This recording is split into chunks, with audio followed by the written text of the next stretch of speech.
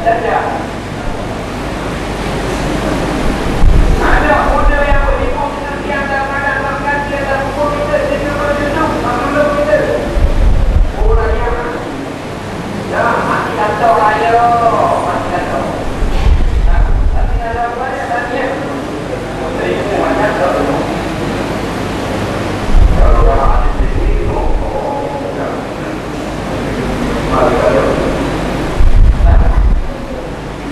orang ingat dan berjasa main hiburan kerja.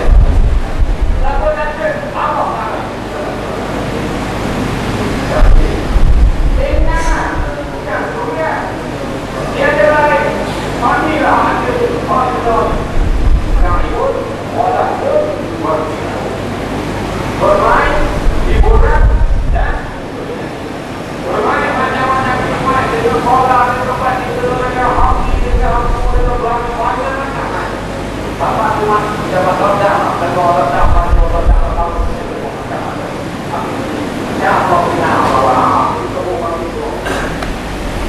Assalamualaikum warahmatullahi wabarakatuh. Bismillahirrahmanirrahim. Alhamdulillahirabbil alamin wassalatu wassalamu ala asyrafil anbiya wal mursalin sayyidina Muhammadin wa ala alihi washabbihi ajma'in. Subhanaka la 'ilma lana illa ma 'allamtana innaka antal alimul hakim wa la haula wa la quwwata illa billahil 'aliyyil 'azim. Muka surat berapa?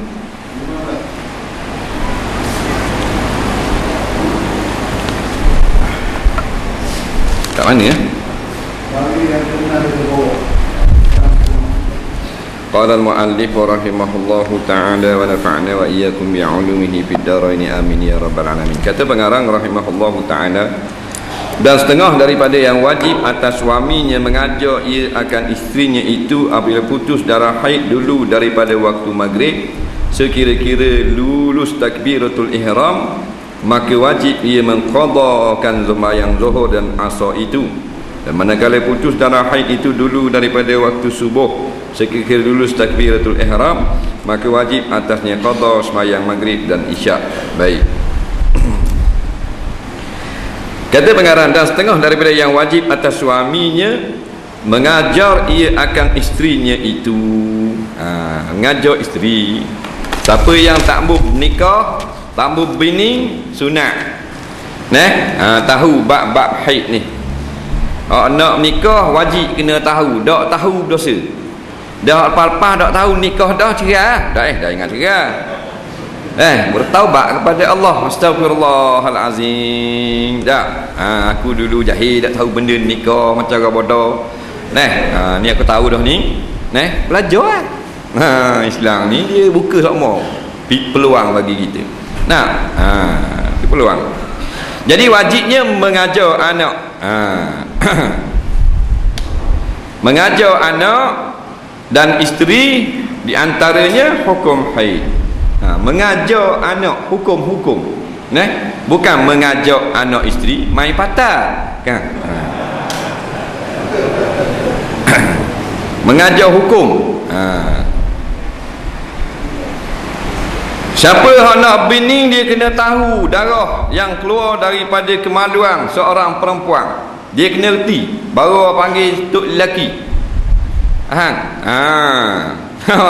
Baru orang panggil tok lelaki. Ni tok lelaki hamba lah ni.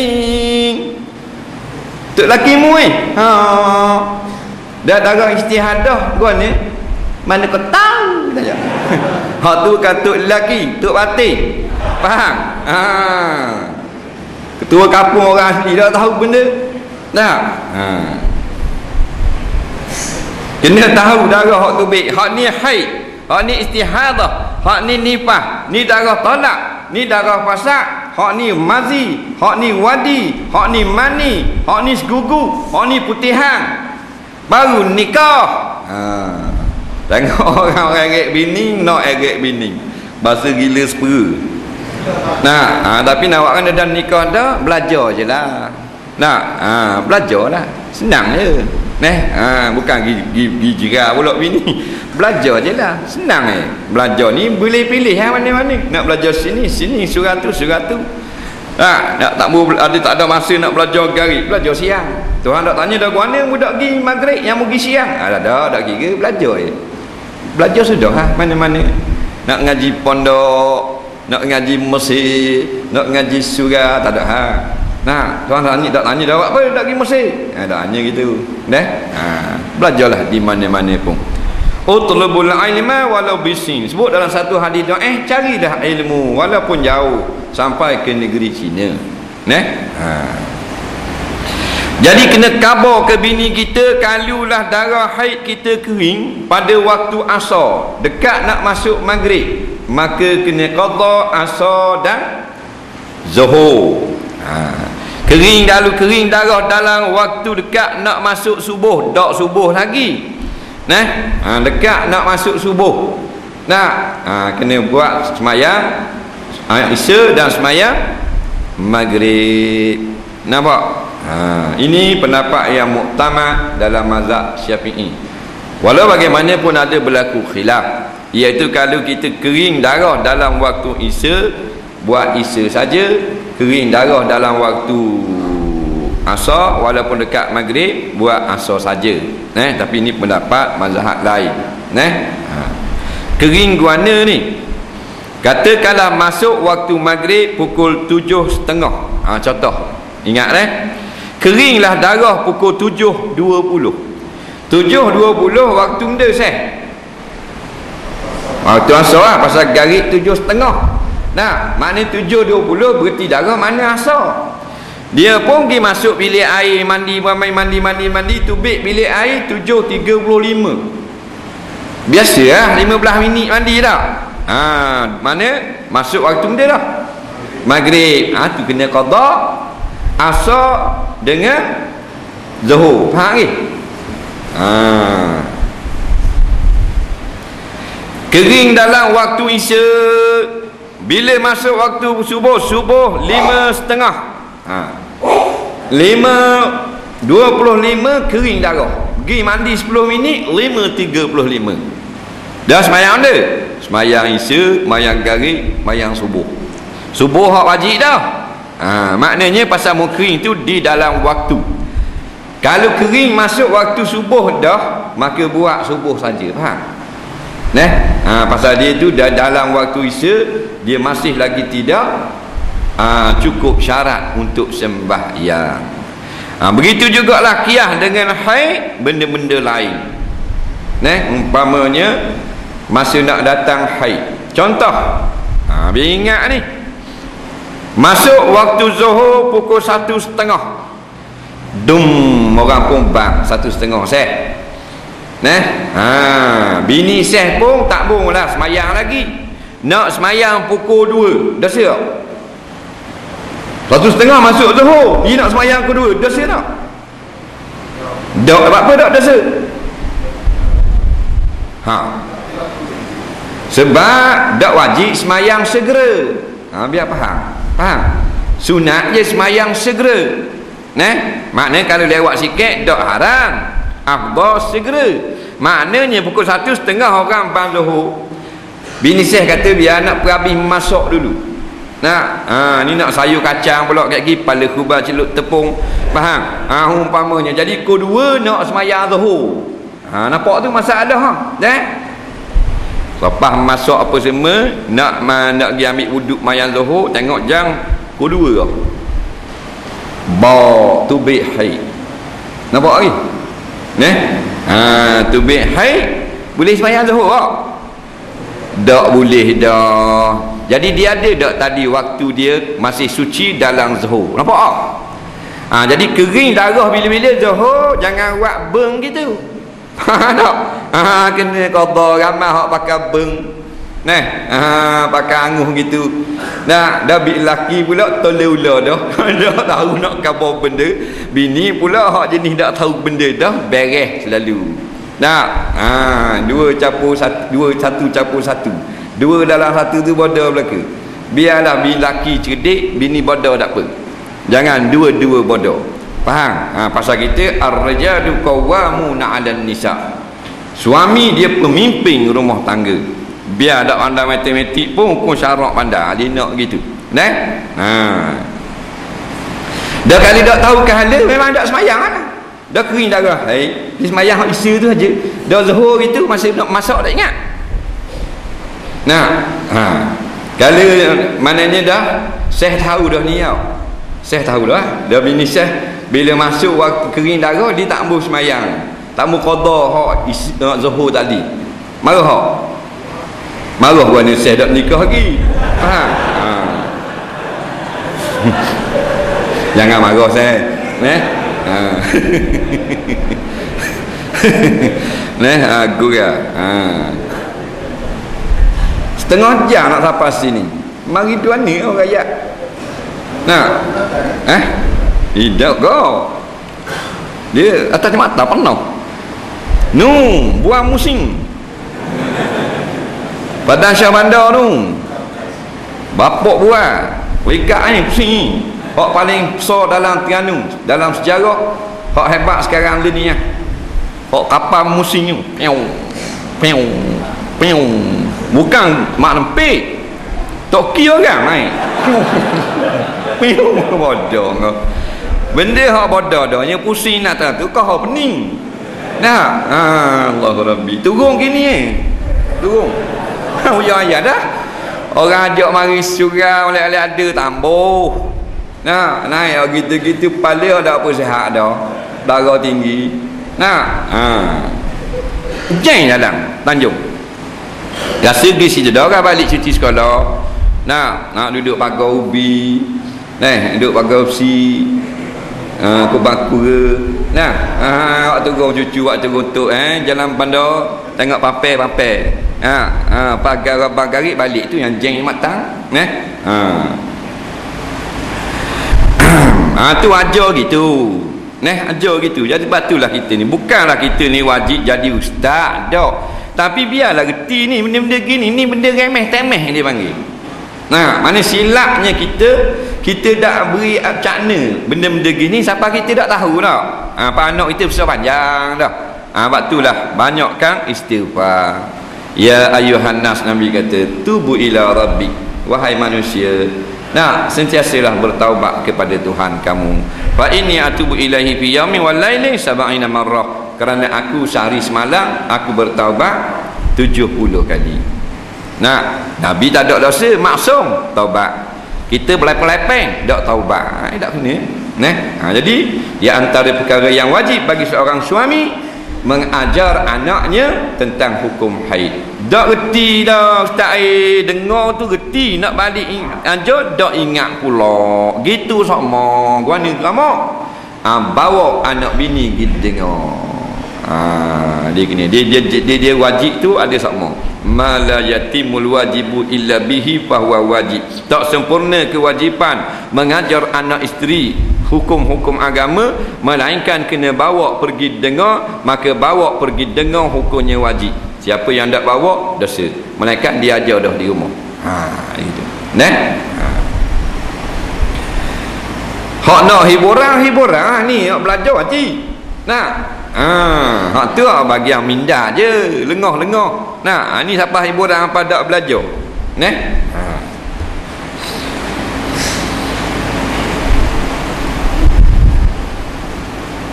Dan apabila mengajarlah oleh suaminya dengan segala hukum yang tersebut itu. Bila suami ajar dah hukum yang tersebut itu, tersebut mana? Ajar akidah, ajar hukum syarak, ajar adab yang baik atau akhlak, maka tiadalah harus bagi isterinya itu keluar kerana belajar yang demikian itu. Kalau suami itu ajar dah, maka isteri nak mari dengar kat orang ngajar tak boleh. Melainkan suami izin. Suami ajar dah rumah hukum hakam agama, isteri nak pergi dengar orang ngajar walaupun fardu ain juga tak boleh dah, melainkan suami benar. Dia kaedah gitu. Dah suami lah zaman ni kau pakai berat danang. Tak usah kita kira orang, kira kita dah. Kita ni hak duk mari surau dah ni, hak dak belaga ayang pun. Hak dak main orang tini, hak dak kedaruh harak, berat nanang lah kita. Dak tahu benda. Dah nu, hak anyu berat lagi.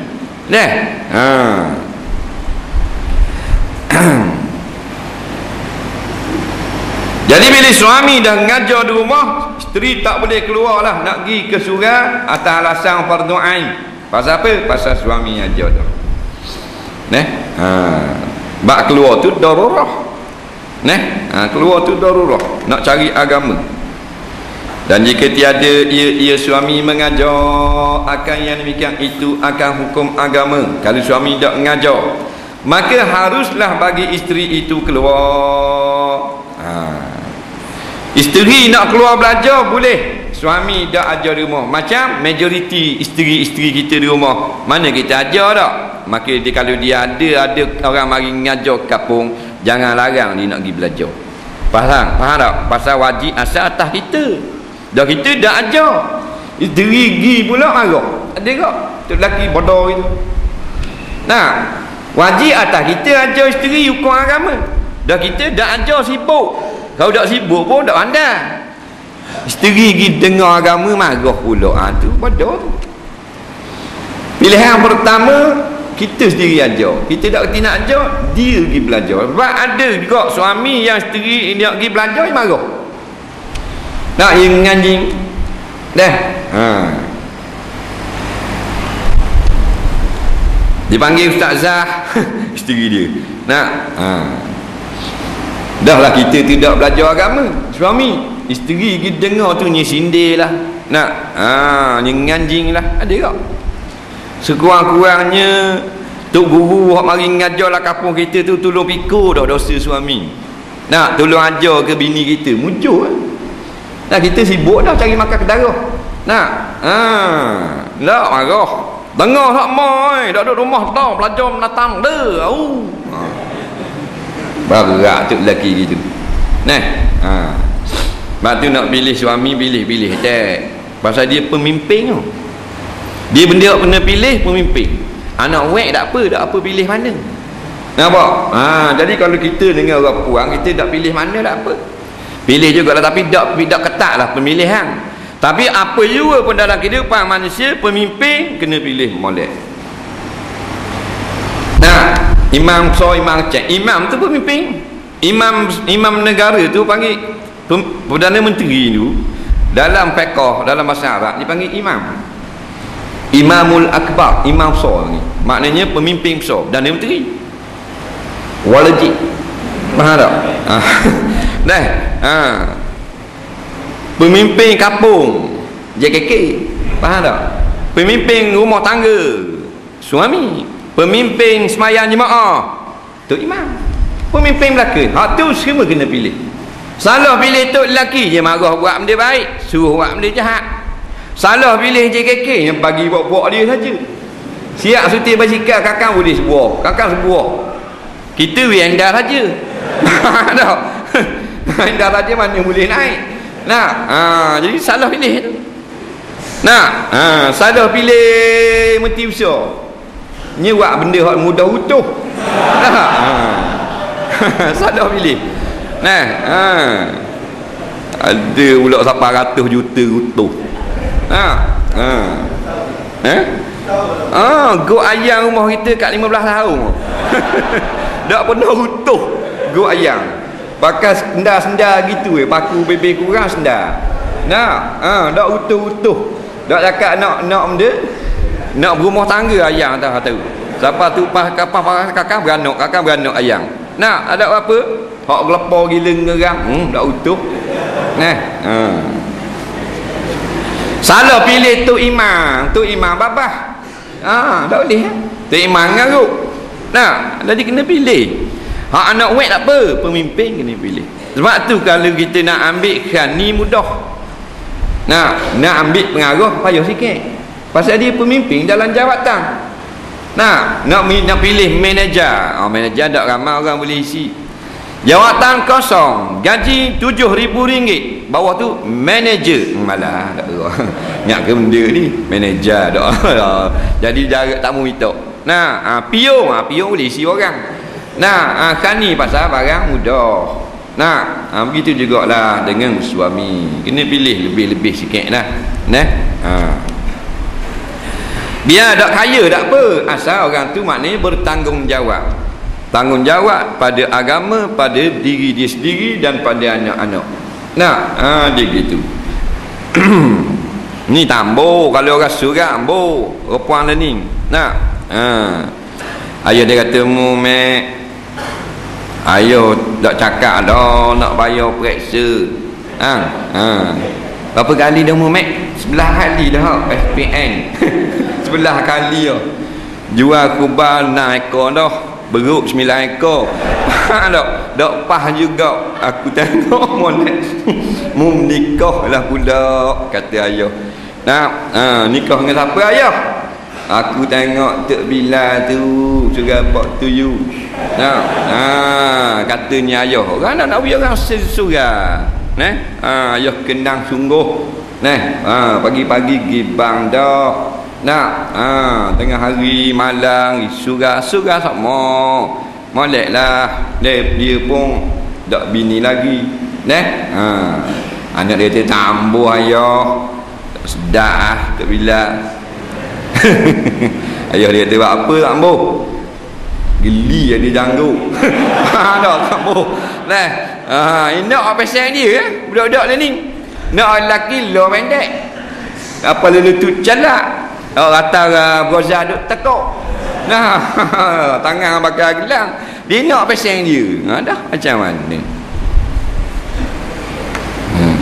Luka dengan Adi.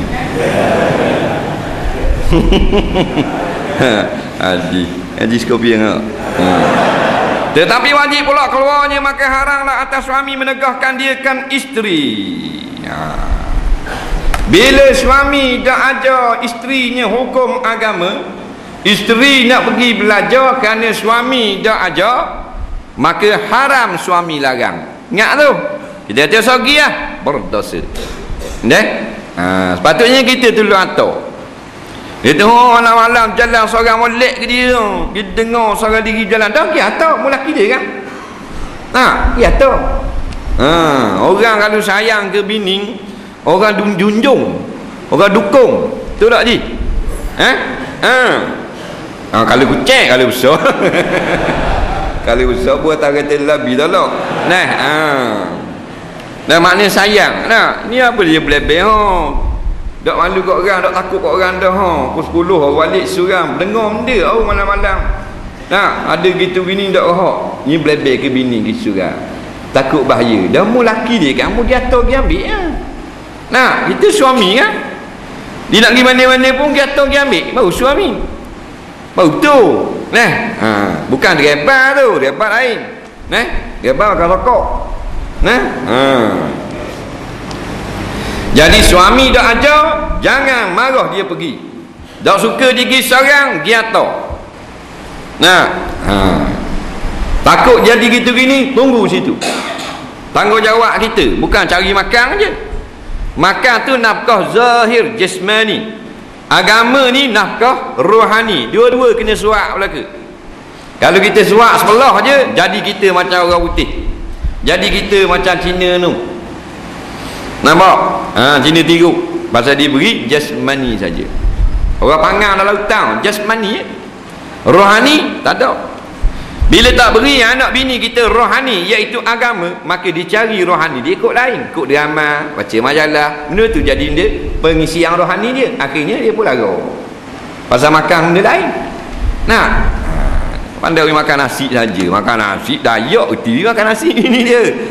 Tapi dayak dah ajak bini dia pergi dengar agama.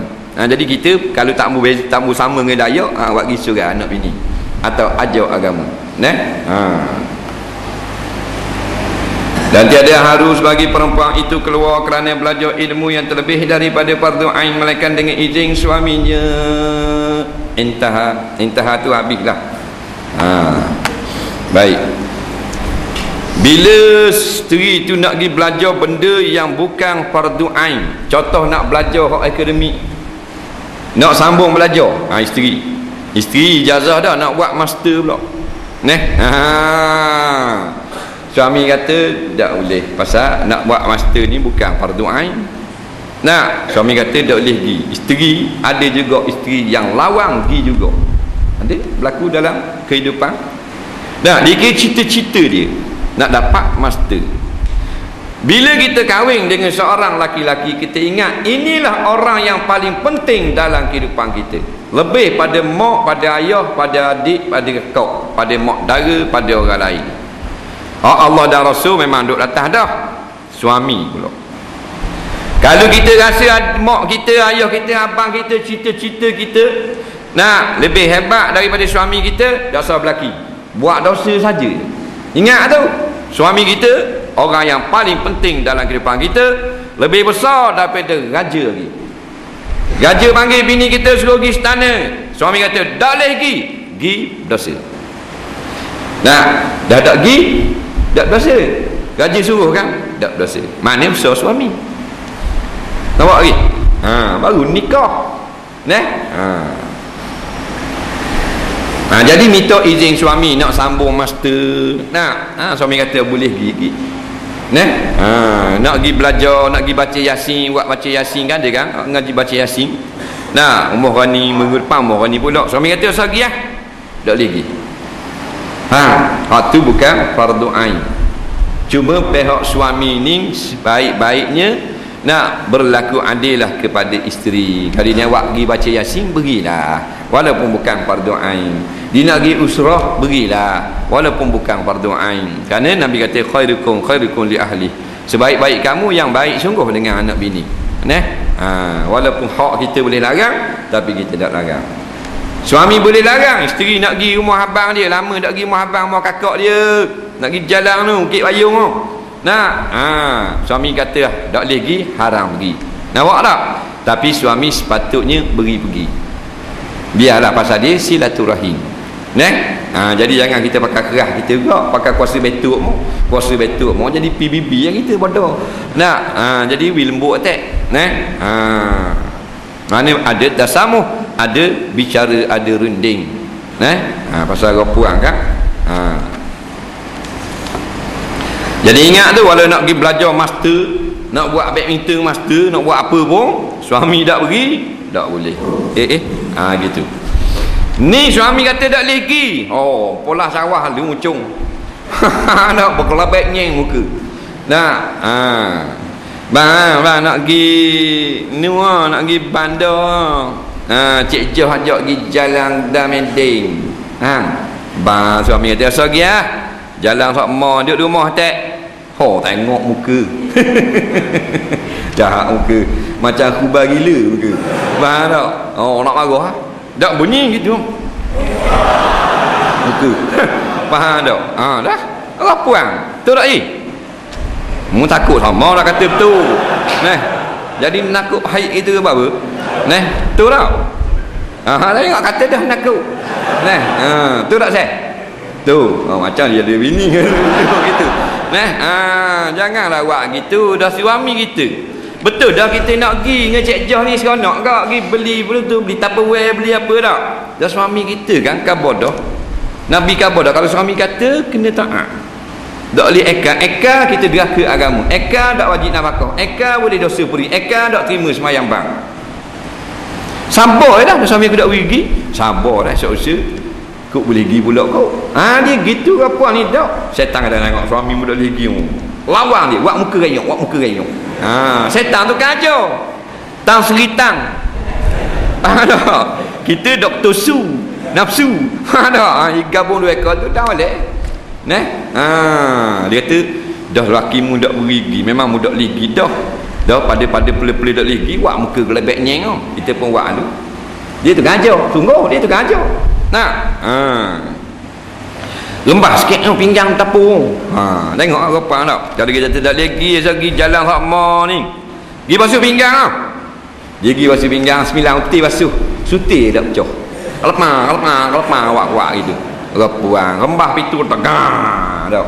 Boleh ke gitu? Suami kita jalan tak boleh bunyi. Faham? Tak khabar lagi. Jangan jalan kelepuk itu tak boleh. Tak bunyi jalan pasal suami ada, dia besar daripada raja lagi. Cuma tak naik Rolls Royce, naik mendekat. Faham? Tapi besar daripada raja. Ni tak boleh kan kalau akak benda-benda apa, nak buat apa, nak simpan barang, nak tutup gerobak, nak buka pintu, gerobak ke apa ke, jangan beri bunyi.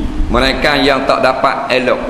Nah, pasal suami ada, tak boleh bunyi. Kalau tutup itu bergaluh. Gitu. Mana bergaluh nak mak? Ayah mu ada. Baru anak pun reti, besarnya ayah dalam rumah. Nak. Ni kita kata tak lagi jalan hak mau tengok nya rembah meja. Nak sipan dapur. Kelakong, kelakang, kelakong, kelakang. Nampak? Piung terbang tang bisku. Nyewak nak marah kan anak padahal sakit hati kita dak pergi kedai Meding. Nah, yang nak pergi kedai Meding tu benda laki kita Meding tu. Ke siapa dia? Nah, foto apa? Bukan hak bawa tuju ni. Hak gong bawa jing.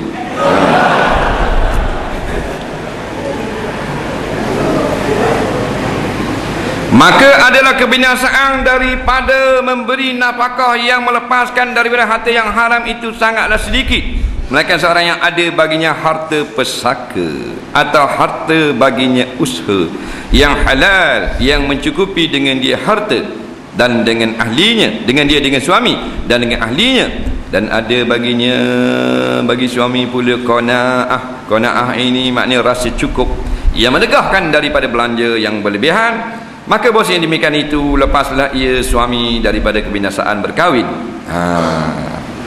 Dia kata banyaklah orang yang tak lepas binasa dengan sebab bergelar suami, binasa dengan sebab cari nafkah, iaitulah cari harta haram. Ramai orang binasa. Atas dunia dak binasa, akhirat kayak gitu. Sebab harta haram ni kita makan, kita pakai, semua Tuhan akan tanya balik. Tak ada benda yang Tuhan tak tanya. Summa latus'alunna yawma izin anin na'im. Summa, iaitu pada hari mahsyar, hari kiamat nanti. Latus'alunna, demi Allah, pasti kamu sekalian akan ditanya. Nawak, pada hari kiamat, anin na'im, daripada segala nikmat yang kamu dapat. Tuhan akan tanya balik. Ni ambil dua mana ni? Nah, ni beli kereta projek mana? Halal ke haram? Ni pitih ni gua nak kira negara lebah tau. Kena akan kena tanya. Dalam hadis kata min an malihi min aina iktasabah. Akan ditanya seseorang daripada hartanya, dari mana dia dapat harta. Dah kalau maknanya menipu. Bila menipu Tuhan tak terima sedekah ataupun amalan. La yaqbalullahu sadaqatan min ghulul atau kama qala, tak menerima Allah Taala akan satu sedekah. Wa fi riwayatin salatin, sembahyang, min ghulul, daripada harta kacau, harta tipu orang ramai. Bagi buat-buat dia, mu bagi yang bing, aku bagi yang dinding, mu bagi yang kursi stadium, mu bagi yang tak, ni bagi yang tiang, bagi yang piling, bagi buat dia. Lepas tu kecek kos pula. Sak ni pula Alibaba ni berat menandang main gitu. Pitih siapa? Pitih rakyat. Membazir pula. Lepas tu back key pula. Back key pula. Bila back key projek boleh dia pula. Luar negara kalau buat utuh gitu, dia kena ganti duit dia sendiri. Sebab dalam tanggungjawab dia dah jadi mu tuduh aku tuduh mu senyap. Lepas tu keluar tender projek membaiki pula. Bila baiki bahan PT pula, lebang pula, utuh pula sekali lagi. 2 kali mari Ultraman. Faham? Nampak? Dah? Siapa jahat? Kita. Syirarul muluk li syirarir ra'iyah. Jahatnya pemerintah kerana rakyat tu yang jahat. Kita berhalara. Kita lupa Allah, kita lupa syariat. Kita dah heran bab agama lama mana dah. Tu yang Tuhan utus pemerintah yang zalim. Tadi nak kata dia saja. Kita terlibat juga. Mak tu kalau anak deraka kita degil tak dengar kata, jangan nampak jahat anak saja. Kita tengok kita masa lampau. Ada sahabat kau. Yang anak deraka kamu pasal mu deraka mak ayahmu kau hari tu. Faham? Dia ada balas kan? Main nak tengok anak saja. Nak marah ke anak saja. Mana anak aku keras kepala, macam besi kepala. Dah mu ayah macam ke stay. Pada kepala babi juga. Dah. Kita keras kepala dengan agama, anak keras kepala dengan kita. Gitulah. Jangan nampak anak je. Warna yang bini aku lawan aku sama ni, ada mu silap kau, mu buat tak betul kot dalam kehidupan. Jadi kalau kita salah istighfar. Kalau ujian, alhamdulillah. Ujian ni Tuhan nak beri pahala. Ada kalanya Tuhan ujian dengan anak isteri kita, menyusahkan kita. Sebab itulah disebut dalam hadis-hadis yang sahih, kesusahan memberi anak makan itu, membela anak itu adalah syurga. Susah bela anak, bayar orangnya syurga. Dan hadis yang lain, tiap-tiap surat yang kita beri kepada anak isteri adalah sedekah. Macam kita sedekah dah. Mana pahala banyak. Sebab itulah yang paling penting sekali, keimanan kita biar sahih, akidah. Bila akidah kita betul, maka setiap gerak laku kita adalah ibadah sama dah.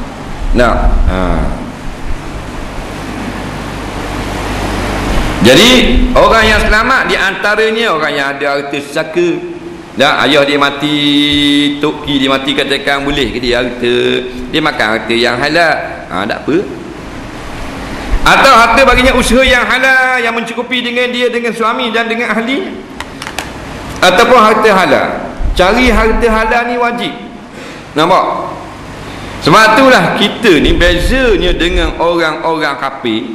Orang kafir dia tak kira sumber harta. Mak tu dia nega, dia lebang. Dia nega, dia tipu. Kau kafir kan? Tipu banyak nega. Kita Melayu ikut dia juga. Kita Islam Melayu ikut cara orang kafir, nipu juga. Bila nipu tak selamat kita. Kullullah min nabata min haram fannaru aula fannaru aula bih. Nabi kata tiap tubuh yang membesar daripada usaha yang haram pasti akan dibakar dalam api neraka. Dan kita tak ada soal dah. Duk main kita rezeki jangan ditolak. Tahu dah rezeki haram, mu nak tak mu kena tolak, wajib tolak, nak terima juga. Dia kata haram bukan rezeki halal. Tak rezeki ni bukan makna halal. Rezeki ni benda yang memberi guna kepada kita. Motor beri guna tak pada kita? Motor beri guna, boleh pergi jauh-jauh, jalan kaki lengah, naik motor dia siapa? Motor dia panggil rezeki. Makanan beri guna tak? Makanan kalau kita makan kenyang, jadi sihat badan, rezeki. Baju kalau pakai tak ketik nyamuk, pakai tak sejuk, tutup aurat, rezeki. Rezeki lah ke tu? Haram pun rezeki juga. Ar-rizqu ma yanfa'uk. Rezeki itu benda yang memberi guna kepada kamu, walau kana muharrama, sekalipun rezeki itu haram, benda yang beri guna. Jadi kita nak rezeki yang halal. Kok haram orang kafir, kita orang beriman nak rezeki halal. Kalau halal banyak pun tak apa, sikit pun tak apa. Yang kita bimbang rezeki haram. Sebab tu jangan sampai kita cari makan usaha yang haram. Dan kita hijau tempat yang haram, sedap kemas molek dah, nak berhenti sayang. Sebab tu nak minta hijau, tanya mufti tu, tanya ulama tu, tanya tok guru. Kita tak apa sedap ni, terlibat tak dengan arak ni, lagu ni. Tok guru kata gini tak terlibat, boleh tahan hijau. Ni hijau dah pergi dengar orang kata haram, leceh ustaz ni. Gimana lagi ustaz lain nampak main tak sedap dengar. Lalah ada seorang ustaz kata tak haram mana, campur nak dengar halal agak ni. Ni baru ustaz. Jadi hak jadi tak boleh, jadi boleh. Gitulah nafsu manusia. Bismillah. Dan dengan ahli, dan ada baginya pula qanaah yang menegakkan belanja yang berlebihan. Qanaah ni mencukupi, rasa mencukupi. Qanaah ni cara miskin dan cara kaya, maknanya padang dah, walaupun boleh dengan yang lebih. Tu qanaah. Contoh orang miskin, orang biasalah, tak miskin lah katakan, dia boleh beli lah, dia ada piti RM3,000. Maknanya dia boleh beli motor RM3,000, cukup IT dia RM3,000. Tak apa beli RM2,000 dah. Boleh jalan juga umpamanya katakanlah, maka dia panggil qanaah tu. Boleh beli seluar harga 150, biar beli 80 lah. Tak, dia panggil qanaah. mencukupi dengan sekadar yang ada. Orang kaya kita tak, dia boleh buat rumah harga 1 juta pasal duit dia banyak, berjuta-juta. Buat hak 200,000, 300,000 dah besar-besar sangat pun tak faham warna kok. Dia panggil qanaah orang kaya. Nah, bukan orang kaya tu kena pakai macam orang miskin kalau lipat, bukan, cara dia masing-masing. Sebab tu jangan, batu buah tu kena ada mau. Nah, kadang-kadang benda ni betul. Kita piti semaka nak beli juga kereta. Lepas tu kena tarik. Nak bayar sekolah anak tak cukup. Dengar kata bulan-bulan 400. Boleh beli. Biba 400 bulan. Muka tak ya VIC, potong state IC. Buat alik kereta. Dah. Gaji 700. Tak pendapatan. Bayar bulan 400. Syaitan kata ambil nafsu kata boleh tu, ada tu rezeki ikut mana-mana pun. Berat tukar tayar kali balik awal. Tak nak bayar dah pulang. Ilham malaikat kata ambil second hand dah lah. Honda Civic 18,000, comel molek-molek ada, boleh gohik selalu dah. Kuala Lumpur sampai. Syaitan kata, mana boleh main beli hak kosing ada supik. Faham tak? Kasih action sikit. Syaitan nafsu kata tak boleh lah, kena hak baru lah. Faham, kereta baru 40,000. Mampu tak apa? Tak mampu.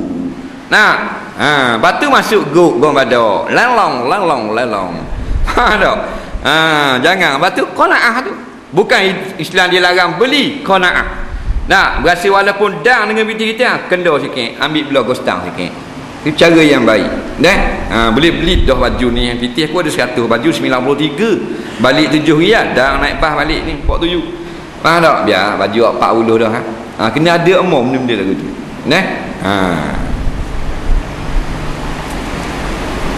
Maka yang demikian itu lepaslah ia daripada kebinasaan berkahwin. Jadi kalau kita selamatlah usaha kita yang halal, atau kita ada sifat qanaah sikit, maka itulah beri manfaat dalam perkahwinan. Kalau duk ikut ke nafsu, ikut ke bini, ikut ke anak, beli belaka, sedangkan kita tak sampai pun tahap tu, maka dia binasalah kita. Akhirnya berhutang dengan alung. Berhutang dengan alung. Alung kata, anytime you nak berapa? 10,000, 30,000, 30,000 cash awak hari, dah bawa besar piti batu bepang awak hari. Tak saya telefon alung, aku nak 30,000 bagi esok boleh tak? Aku nak ambil kereta stay. Cash money bayar kereta boleh tak hari? Tapi bayar jadi 45,000. Lambat kerak tangan. Nampak? Amal dia kena kerak tangan. Nak bawa steering kan tangan hudung. Tu kata atas dunia binasa dah kerana nafsu.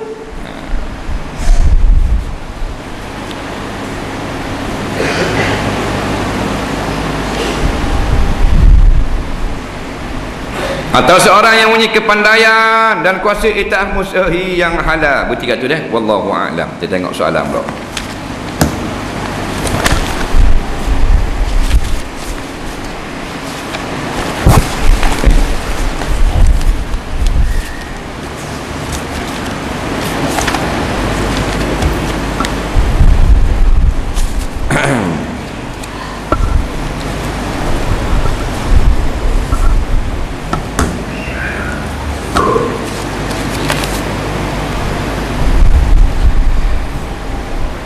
Soalan pertama, sah ke tidak kalau saya akad nikah, kalau duit belanja kat atas orang puang, saya pakat dengan orang puang macam pihak keluarga pun dah tetap dalam ribu, lepas tu saya pakat 3,000 seorang tanpa pengetahuan kedua orang tua belah puang, saya keliru lah, ada orang kata tak sah, minta jelaskan. Baik, mas kahwin ini adalah harta yang wajib diberi oleh suami kepada isteri dengan sebab berkahwin. Kalau tak berkahwin, tak wajib beri. Jadi kalau dah 6,000 ini mas kahwin, maka mestilah harta suami. Nampak? Mesti harta suami, tak boleh harta isteri. Jadi kalau guna harta isteri, jawabnya perbuatan ini bercanggah dengan perintah Allah, wa atuhunna sadaqatihinna, nihlah Ndaklah kau beri harta kamu sendiri kepada isteri kamu sebagai mas kahwin. Beri mereka itu harta. Mana harta tu hak kita beri ke isteri. Hadiah dengan sebab berkahwin, mas kahwin ni panggil. Tiba-tiba kita ambil duit bini kita buat lolok. Macam hak kita beri balik ke dia. Jadi mesti ketang kali. Walau bagaimanapun perkahwinan itu sah. Kerana bab mas kahwin tidak melibatkan akad nikah. Akad nikah ni dia tidak ada pun bab mas kahwin. Dia syarat nikah, syarat sah akad nikah lain, rukun nikah lain, dia tak ada mas kahwin.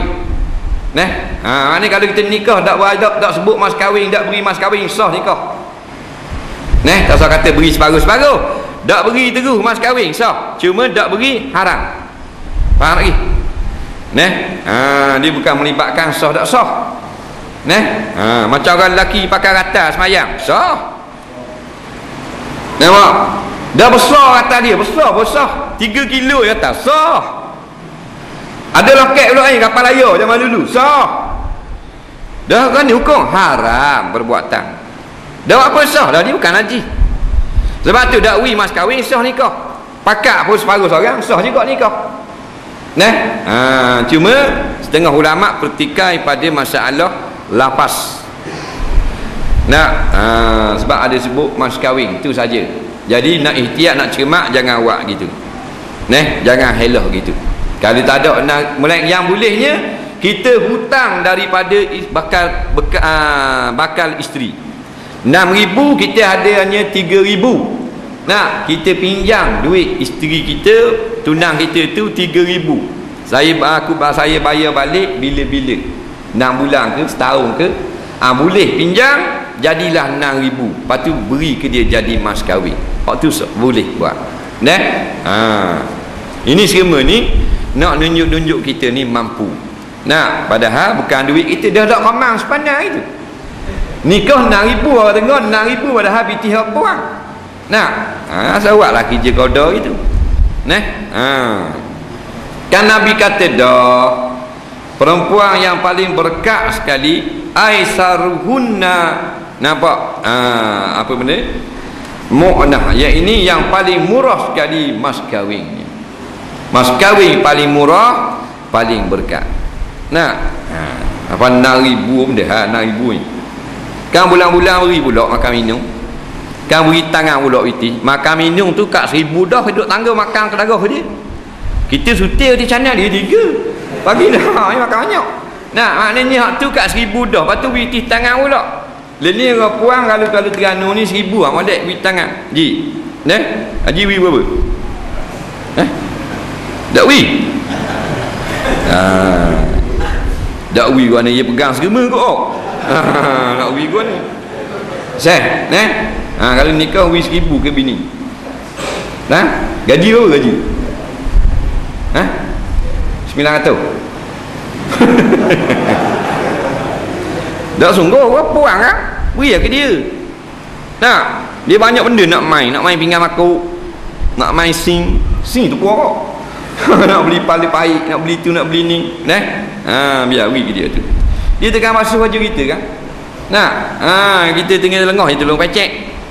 Kita duduk saja dengar siapa perut, dia tolong belebel. Banyak benda dia buat. Jadi tak usah sayang dengan orang puang. Ada orang lelaki kita ku. Bini minta 10 ya tak wi. Cakap apa dah kan, kalau bini minta 10 wi 20. Bini minta 1,000 wi 2. Tu baru sayang bini. Bini kata beli ke belah rotang si cicing nak makan. Gininya nak makan cicing. Kita beli belah buluh.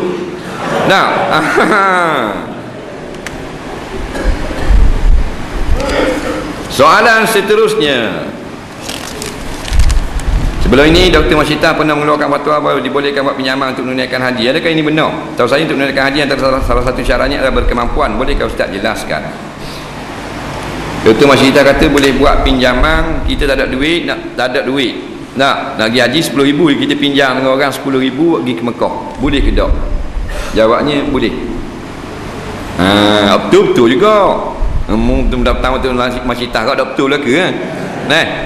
Jadi hak salah kau. Betul-betul kau.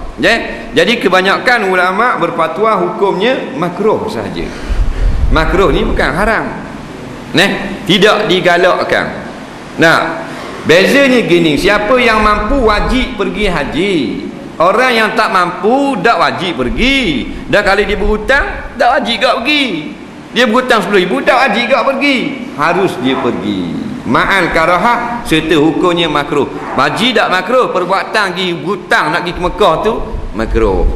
Kata ulama setengah tak makruh. Harus apabila dia memang berhajat, nak tunai sangat perintah Allah. Teringin sangat nak pergi, dah orang miskin, tak ada, nak bayar sikit-sikit boleh, nak kupur payah. Dia pun buat pinjaman, tak? Kerana rindu cinta kepada bumi Allah, nak kepada Baitillah, nak tengok Kaabah sangat.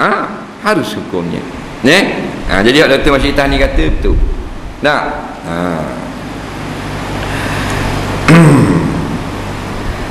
Adakah terdapat fitrah rasuah yang diharuskan dalam Islam apabila zalim dan kita nak menyelamatkan nyawa ataupun harta benda, maka rasuah seperti itu tidak diharamkan bagi pihak yang memberi rasuah.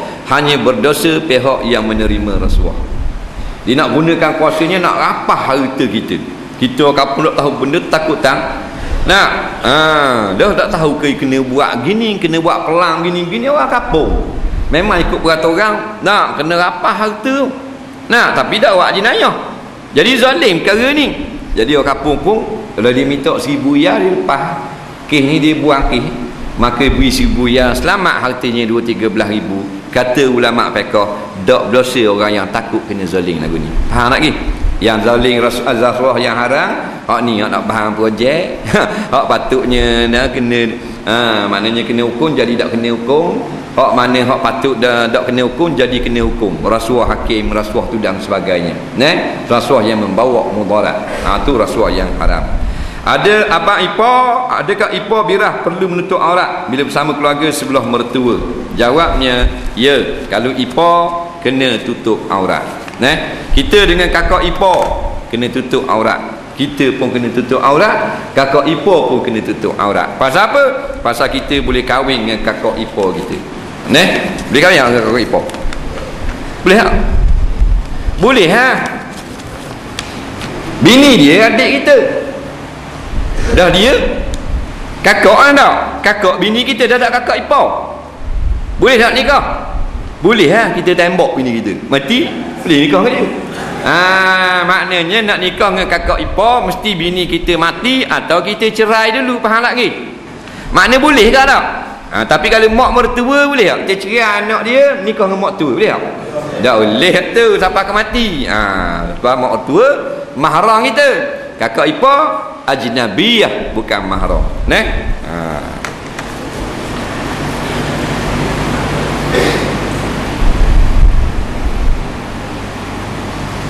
Apakah hukum seorang pekerja menerima gaji dari hasil gaji yang diberikan oleh majikan yang mengusahakan sebuah pasar raya yang ada menjual arak dan kerja itu bertugas di bahagian lain dalam pasar raya itu? Ni lama dah soalan ni, tahun 60-an. Ni tahun apa? 40 tahun soalan ni. Orang tanya je. Mufti dulu. Bila ada satu kedai, satu syarikat pasar raya atau satu syarikat apalah, jabatan ke, siapa yang bekerja secara langsung dengan benda yang haram, maka gaji dia haram. Siapa yang kerja pada benda yang bukan haram tetapi setengah daripada pendapatan syarikat itu ada yang haram, maka kerja dia tak haram. Nampak lagi? Maknanya pasar raya ni siapa yang terlibat akad arak, buat bil arak, jual beli arak, order arak, memang gaji dia haram bulan-bulan, jadi api neraka dalam perut dia. Tapi dia kerja bahagian lain. Tekak 3 ada bahagian jual arak. Ada jual aida arak, ada robot arak, ada 7 up. Umpamanya air 7 yupai. Dia bukan bahagian arak, dia bawah. Bahagian pampers. Kerja jual pampers bawah. Hukumnya tak haram. Ini ulama fatwa. Cuma kalau ada peluang di tempat lain, pergilah di tempat lain kerana mencari keberkatan. Kalau kita kata haram itu, maka haram makan gaji kerajaan. Dah haram juga dah kerajaan ada daripada hasil haram ada. Cukai judi, cukai arak ada. Dah kalau gitu haram. Dan majikan tak tulis wajib. Faham? Hak tu kok tokek. Betul tak? Saya kenal tak wajib? Kenal? Apa? Anda pun. Aku tak sebut takak ni. Jadi dia tak haram ni bagi yang lain. Sama dengan masalah bank. Dia terlibat dengan urusan yang haram-haram. Kerja bank bagi yang tak haram. Ini ulama fatwa, kita tak erti. Saya kerja sebuah syarikat waktu rehat pukul 3 hingga pukul 4. Manakala waktu pulang kerja pukul 7. Jadi saya sering lewat untuk sembahyang Zuhur dan Asar. Adakah saya tergolong dalam orang yang sering melengahkan sembahyang? Mohon penjelasan. Jadi pukul 3 hingga pukul 4 dah asar lagi, tu waktu rehat. Lepas tu pukul 7 barulah habis kerja. Jadi lebih pada pukul 7 apa yang asar? Jawabnya wajib berhenti. Kalau kerja lagi berdosa. Faham tak? Sebab ini masuk dalam waktu karahah yang sangat dibenci oleh syarak, kita kerjakan sembahyang. Nah, garis 7.16 pukul 7 dah kan 7 tu sembahyang lalu. Basuh tangan gitu gini, ambil wuduk betul pakai pelekat kat 7 suku. Jadi nak ngabis tak mau. Kerana apa? Kerana sayang. Berapa gaji sebulan? Ada tak sampai 1.8 juta? Ada rasa kalau kerja gini. Udah 3-400. Hukumnya haram perbuatan ini. Kena berhenti serta merta. Kita kena minta dulu berhenti sekejap 5 minit untuk sembahyang, tak beri wajib berhenti. Nah, sebab kerja ni nipis. Allah maha daripada kerja. Kalau kita kata kerja besar pada Allah, maka sembahyang kata gini, kerja akbar, kata gitu. Faham tak? Kan Allah maha besar. Nah, tak ada orang boleh hadang dan aku nak sembahyang. Apapun jika seorang penduduk mendirikan rumahnya di atas kubur lama atau di atas nesang zaman Jepun, kisah benar. Baik. Jawabnya boleh. Kita duduk di atas kubur, atas binaan, buat rumah atau lain-lain daripadanya, boleh berlaku jika memang benar itu kubur askar Jepun. Dia kata zaman Jepun. Kubur Jepun ke kubur kita? Kubur Jepun. Di kubur kafir tak ada hormat. Masalahnya kubur orang Islam. Jadi kubur kafir tak masuk hukum. Baru tanam Jepun mampu sekor bunuh diri. Kita boleh duduk atas tu, boleh main sepak takraw atas kubur. Faham? Kubur orang Islam bila tu tak boleh naik datang selagi mana tidak hancur lagi. Bila hancur dah, tak ada benda dah, maka boleh ditanam orang lain atau dibuat binaan yang lain jika bukan tanah wakaf. Faham? Ataupun maknanya telah berselerak dah. Lepas tu nesang berkembur sekali dah hanyut di air, tak, maka boleh diri bangunan dan sebagainya. Kalau bukan tanah wakaf. Kalau tanah wakaf tak boleh diri bangunan, boleh tanam orang lain pula. Melainkan kubur para nabi, para rasul kekal di situ, tak boleh orang masuk sampai kiamat. Nampak lagi? Ingat tu dah? Lama mana dah kubur ni? 30 tahun dah, 40 tahun dah. Adat kata kat kita ni 30 tahun jadi pasir. Tulang ni jadi dengan pasir. Maka boleh tanam orang lain pula situ. Nampak? Kalau tanah tu tanah persendirian, bukan tanah sabir tak, tanah kubur, tanah wakaf, tanah kita. Kubur tok ki zaman dulu, tok nyang dulu, lama mana dah, bah merah hari tu. Maka ni kira acul bor dah. Boleh buat rumah. Tu kitab fiqh khabar. Tapi pelik sikit dengar kita tak. Kita ingat kubur tu kena tahan kita pagi amat, tak boleh buat benda lain pula, boleh tanah orang lain pula. Kalau tu tanah perkuburan dikira hancur dah. Dan kalau tanah tu persendirian, boleh buat kedai pula satu, boleh jual kedai kopi tu. Apakah hukum sembahyang tak pakai baju dan kopiah? Jawabnya boleh juga, tak ada masalah kalau pakai jubah.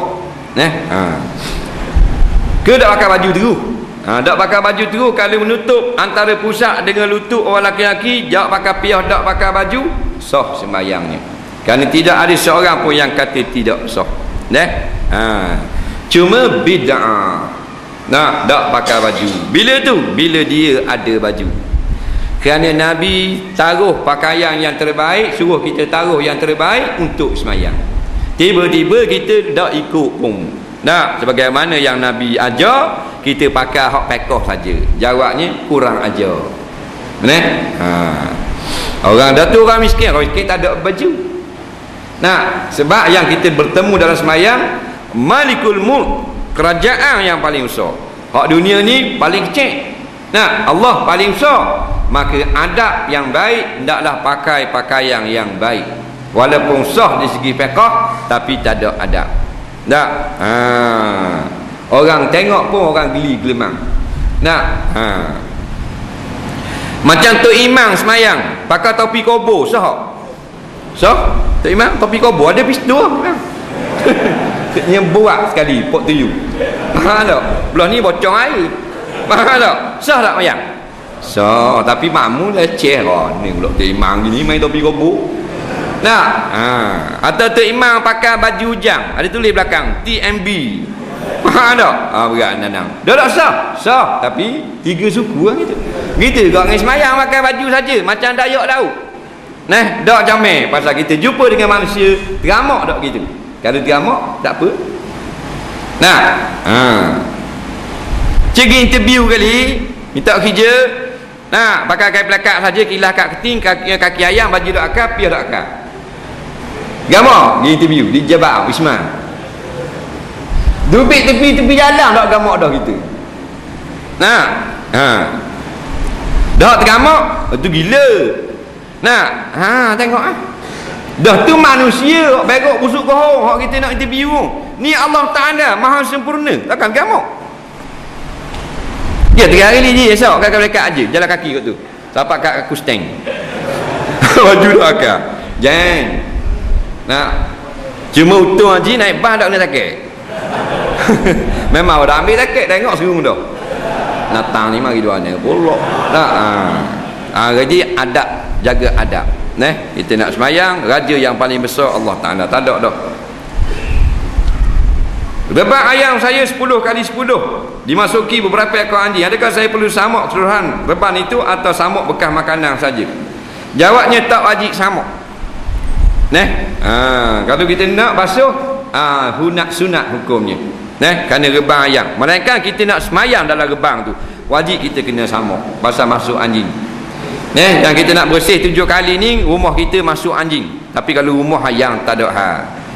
Tak ada hal dia masuk. Cuma kalau kita nak basuh, bukanlah satu kewajipan.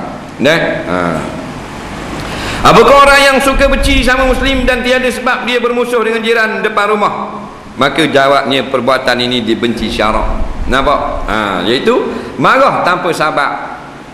Nabi kata orang yang beriman, hendaklah jangan dia marah. Maknanya tanpa sebab. Ada sebab baru boleh marah. Soalan seterusnya.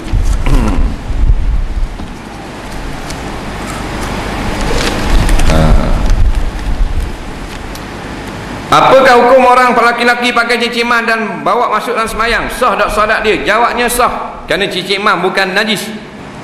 Cuma dia pakai cincin tu berdosa. Kerana Nabi kata ini haram atas umatku yang lelaki-lelaki. Bila Nabi kata haram, dia canggah Nabi dia pakai juga, maka berdosa. Seorang lelaki-lelaki pakai cincin emas datang kepada Nabi bertanya soalan. Nabi kata kamu datang jumpa dengan Rasulullah padahal di tangan kamu ada sepotong api neraka. Nabi kata bahang lu, kasar lu. Membari jumpa Rasulullah, tanganmu ada api neraka. Nabi kata gitu. Dia pun dengar gitu cincin emas ni api neraka, dia pun lepok. Nampak? Bila Nabi lari, sahabat dia seorang lagi kata, ambil Nabi lari yo. Ambil mula. Dia kata aku yang Nabi marah, aku lepok, aku takkan ambil. Siapa bila-bila munak ambil. Pasal sayang ke Nabi. Padahal dia ambil tak salah. Ambil dia pakai ke anak, puang ke apa ke. Tapi dia kira sayang ke Nabi. Nabi marah kan, jadi tak berkah. Hukum jima isteri pakai kondom. Boleh tak Ji? Jawabnya ada kalanya harus, ada kalanya haram. Jika maknanya nak menjarangkan anak kerana tak dah nak terkejar, umpama isteri jenis tak apa sihat. Kalau anak ni memang tak apa sihat, duk jagakan anak. Nah, dak nak kerja siang ke bini. Nah, jadi hukumnya makruh sahaja. Nah, makruh saja, dak dosa. Tapi kalau takut boleh anak kaki takut dak cukup cari makan, hukumnya haram syirik kepada Allah. Nampak? Jadi kalau kena nak menjarangkan anak, dia panggil al-azal, sahabat pun amal. Boleh. Tapi ingat, Allah nak jadi anak juga. Kun fayakun.